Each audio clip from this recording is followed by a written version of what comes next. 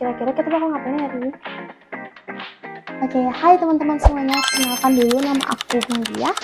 Aku merupakan siswi yang baru banget terbit di SMA dan baru mendaftar SMA dan sudah lolos di SMA N9 Denpasar. Aku baru berusia 16 tahun dan juga new students banget di sana, belum MTLS, intinya baru terbit. Nah teman-teman, tapi fun fact-nya ini, aku udah menerima surat cinta nih dari Harvard University dan juga The University of Melbourne. Nah, gimana ya caranya?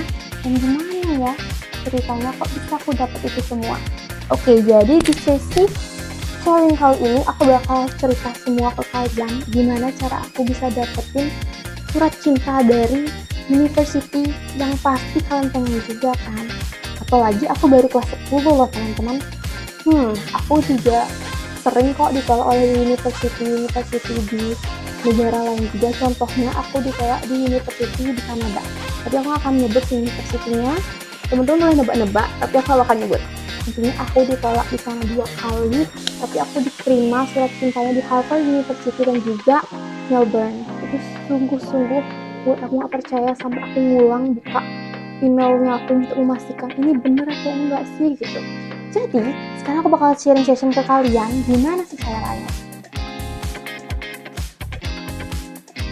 gimana kita bisa dapat informasi beasiswa atau scholarship dari university di luar negeri. Di TikTok, di Instagramku juga bisa dapat, karena aku sering kok, bukan sering sih, baru mau start juga untuk informasi ke kalian, karena aku dulu tuh baru informasiin mengenai lomba-lomba tingkat nasional dan internasional. Tapi sekarang aku bakal mulai menginformasikan di mana aja aku bisa dapat scholarship dari university luar negeri. Dan aku sekarang bakal menyampaikan ke kalian bahwa beberapa university dari luar negeri itu bisa kita dapat LOA-nya itu dari satu website. Namanya IDP Education. Nah, di IDP Education ini teman-teman disuruh untuk mengisi web.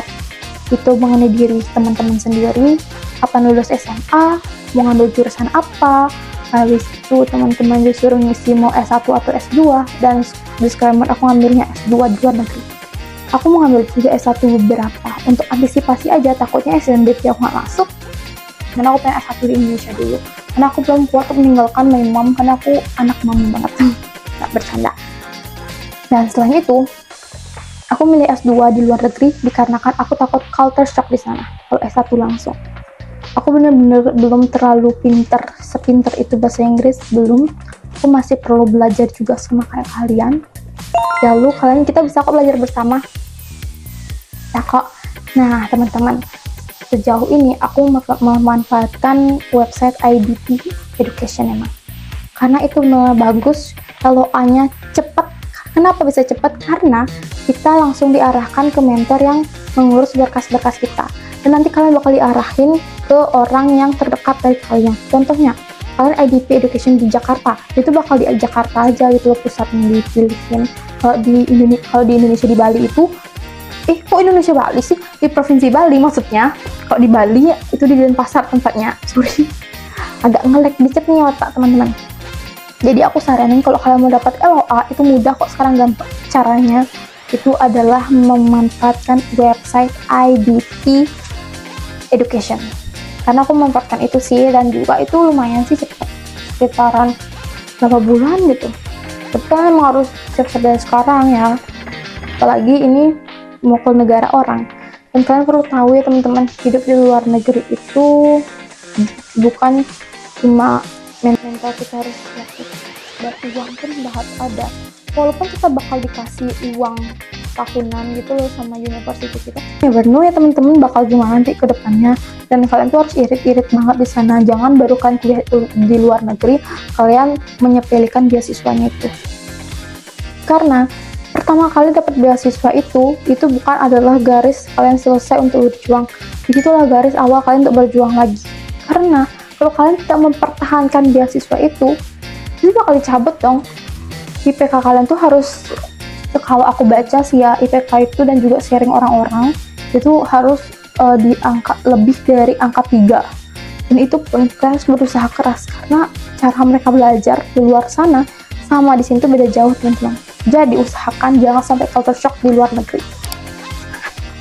Oke deh, jadi kalian pasti bertanya-tanya, kegiatan apa aja sih yang bisa kalian cantumin kalau kalian mau dapat scholarship dari luar negeri? Sungguh banyak kegiatan yang bisa kalian cantumin, apalagi itu berdampak kepada masyarakat, itu akan lebih baik menurut aku. Tapi untuk di Harvard University itu biasanya tuh esai, teman-teman. Esai.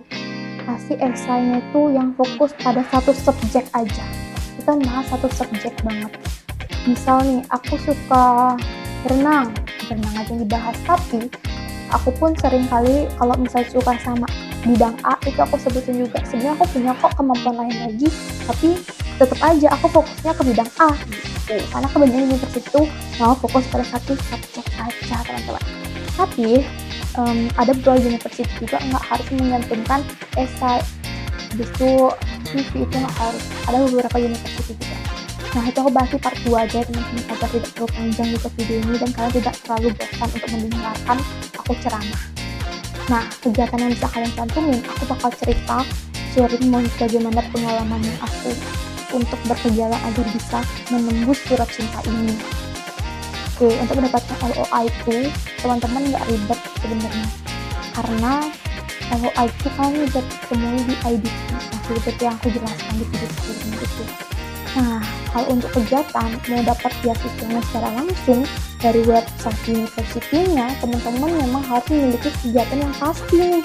Kegiatan apa aja itu? Padahal aku belum punya kegiatan, Kak. Blablabla, Kak. Tenang. Belum selesai nih video. Jadi kegiatannya itu, pertama, berdampak. Kedua, mencerminkan bahwa ini diri kamu banget. Dan yang ketiga, berkaitan sama jurusan.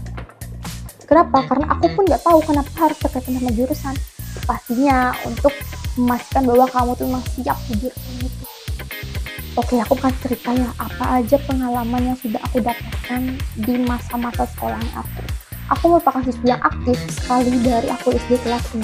Bukan kelas 5 sih, dari kelas 5 sampai kelas 1. Kelas 1 sampai 5 itu aku nggak aktif sama sekali. Kelas 6 aku aktifnya, teman-teman. Kenapa? Karena aku menyadari bahwa orang-orang pintar kenapa nggak bisa pintar gitu. Jadinya aku borong juara umum sama juara satunya di kelas, nanti juga berprestasi. Jadi aku tuh aktif untuk mengikuti lomba OSN nasional, provinsi, kabupaten. Itu aku ikuti sains terutama karena aku gemar bidang sains, tapi sekarang aku nggak suka fisika. Oke, jadi di lomba pertama aku itu aku mendapatkan juara 2 tingkat nasional ke Indonesia di Universitas Udayana. Universitas Udayana. Itu aku bener-bener first time lomba, guys. Aku bener-bener kayak senang, oh my god, aku pinter gitu. Kayak berasa kayak pengen nyeritain diri yang gini-gini tuh loh, yang kayak aku keren gitu. Terus lomba kedua itu aku tingkat nasional juga. Terus di lomba keduanya ini aku sebagai siswi kreatif tahun 2002, itu winnernya aku, oh my god. Terus yang ketiga itu aku menang sebagai juara 2 lagi. Emang secinta itu guys sama nomor 2 di kelas 6 itu aku. Nah, menang juara 2 itu lomba bertutur bercerita, karena aku suka bercerita nih kayak sekarang ini. Terus selain itu, dari kelas 7 sampai kelas 9 SMP, aku aktif mengikuti kegiatan sosial yang berdampak sebagai volunteer di Bali, sebagai brand ambassador negeri. Contohnya tuh di Inggris juga aku sebagai brand ambassador. Terus aku juga sebagai model di Bali. Aku pun aktif di bidang seperti ajang duta di Bali juga aku aktif. Jadi itu mungkin poin plus juga ya teman-teman. Kalau kalian belum aktif nggak apa-apa, kita start dari sekarang, kita kejar semuanya sekarang, kita belajar bahasa Inggris sekarang, kita hafalin vocab dari sekarang, itu nggak apa-apa kok. Itu bisa start dari awal, nggak apa. Itu kita bisa pelajari tahap per tahap. It's okay guys, you can do it. Nah, terus selanjutnya aku buka lagi ke masa lalu lagi, yaitu adalah webinar internasional. First time aku ikut webinar itu di Denpasar, dan itu webinarnya tentang keuangan. Dan aku sangat tertarik gitu loh sama ekonomi jadinya. Dan sekarang aku pun aktif mengikuti kegiatan internasional seperti debat internasional, habis itu sidang internasional, karena aku pun pernah mengikuti kegiatan internasional di University of London. Habis itu banyak lagi di Instagramnya aku yang sudah aku cantumkan di Instagram. Kalian bisa stalk aja di Instagramnya aku. Ini aku nih Instagramnya aku, Gundiah_. Oke, kalian bisa stalk di sana aja, baca semuanya di sana, itu sudah lengkap di Instagramnya aku. Di Google pun aku ada sih sebenarnya. Habis itu, oke, itu aja yang bisa aku share mengenai kegiatan. Tapi aku yakin kalian bisa. You can do it, guys. Semangat. Oke, teman-teman. Kalian pasti bakal bingung. Kalian harus tes IELTS di mana. Apalagi budgetnya nggak kaleng-kaleng besarnya. Kenapa nggak kaleng-kaleng? Karena biaya untuk tes IELTS itu start 3 jutaan. Dan menurutnya aku itu besar sih untuk teman-teman pasti. Ada kok university yang menyediakan, tapi tenang kok teman-teman. Ada juga university yang nggak pakai IELTS. Wah, itu pasti adalah berita bagus juga bagi sebagian orang yang belum memahami bahasa Inggris. Sebenarnya ya teman-teman, tes IELTS itu tidak susah kok. Capnya itu aja yang harus kita kembangin. Sama beberapa kata yang beda-beda sih. Tapi teman-teman bisa tes IELTS itu di lewat Google juga bisa. Karena kita di Indonesia, jadi kita bisa tes IELTS itu secara tatap muka. Kok tatap muka? Sorry. Secara Zoom, tapi tatap muka gitu ya sama pembimbing IELTS-nya. Aku tuh waktu itu, sorry aku cerita lagi nih. Aku waktu karantina duta anak, itu aku benar-benar detik-detik besokannya itu mau tes IELTS. Dan pulang dari karantina, itu aku kan sedih banget karena ya walaupun aku nggak dapat sebagai duta anak di provinsi, tapi aku sedih banget jujur. Dan itu tuh bener-bener kayak buat otakku ngeblank. Dan 2 harinya lagi itu aku harus tes IELTS. Aku belum belajar karena aku full belajar sidang untuk di duta anak itu, dan aku nggak ada belajar bahasa Inggris sama sekali. Dan situ tuh aku bener-bener kayak mau nangis. Aku takut karena bener-bener yang wawancara itu orang itu bule gitu loh, jadi kayak aku bisa nggak ya gitu. Ternyata pas keluar skorku 6. It's okay guys, it's okay, 6 bagus kok. Dan beberapa university itu ada juga kok yang nggak mencantumkan IELTS juga TOEFL, jadi kan cuma wawancara aja gitu beasiswanya sama CV. Kalau di CV itu aku sih dibantu sama guruku ya buat CV, karena aku belum begitu menau juga soal CV. Tapi di part berikutnya aku akan bahas CV juga, tapi bersama my mentor ya, karena aku takutnya salah menyebarkan informasi kepada kalian juga. Jadi itu dia pengalamanku tes IELTS, dan juga banyak lagi kelas internasional yang aku ikuti. Mungkin teman-teman juga bisa ambil dari hal itu pelajaran, kalian petik. Dan juga jangan pernah pantang menyerah ya teman-teman. Apapun yang terjadi, lolos nggak kalian di university itu pasti ada plan bagus yang diciptakan oleh Tuhan. Aku sangat yakin itu. Jadi teman-teman jangan lupa subscribe, like, dan juga share, dan juga komen apa yang harus aku bahas lagi. Sebisanya aku akan bahas dan sharing kepada kalian. Dan jika bisa, aku akan ngadain kelas juga untuk persiapan kalian mendapatkan beasiswa.